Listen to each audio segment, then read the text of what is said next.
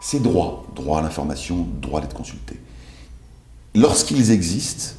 ils sont facultatifs, et lorsqu'ils sont obligatoires, eh bien, il faut au préalable que la victime ait prévenu l'autorité judiciaire avant qu'elle entendait, le cas échéant, bénéficier de ses droits. C'est-à-dire que concrètement, après le jugement, après le verdict, vous devez, comme avocat de victime, informer le procureur de la République, l'avocat général, que,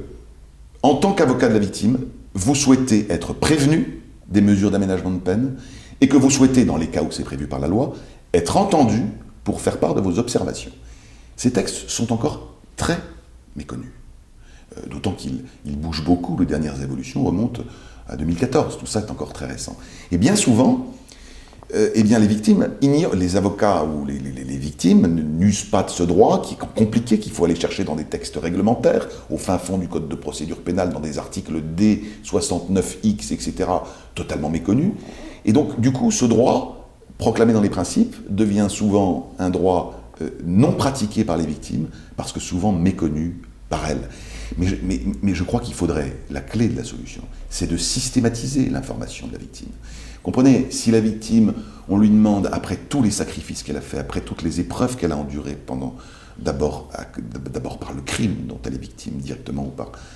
ou pour un membre de sa famille, ensuite par l'épreuve que représentent des années d'instruction, ensuite par l'épreuve que représentent des semaines, des jours entiers de cours d'assises, avec maintenant en plus des cours d'assises d'appel, après toutes ces épreuves-là, la victime n'a qu'une chose en tête, c'est d'essayer d'oublier et de passer à autre chose après le procès. Mais l'application des peines a pris une telle importance que tout peut être remis en cause par les textes de l'application des peines. Et parce que tout peut être remis en cause et très vite, eh bien je crois qu'il faut, maintenant on n'a pas le choix, il faut faire de la victime une véritable partie au procès, c'est-à-dire que dès qu'il y a une discussion sur l'application des peines, il faut systématiser l'information de la victime. Systématiser, au moins dans les cas les plus graves, automatiser une invitation de la victime à exprimer sa position.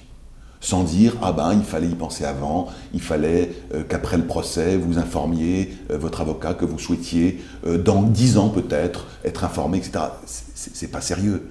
Il faut rendre ces droits effectifs en rendant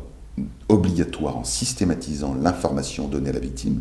sauf bien sûr dans les cas où la victime exprime le souhait de ne pas être informée, ça arrive aussi.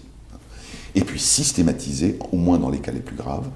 le fait que le juge d'application des peines ou que le tribunal d'application des peines doit,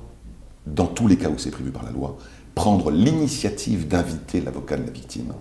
à exprimer sa position s'il le souhaite. C'est comme ça que ces droits seront effectifs, parce que pour l'instant, le résultat concret, c'est que ces droits sont peu effectifs et peu pratiqués.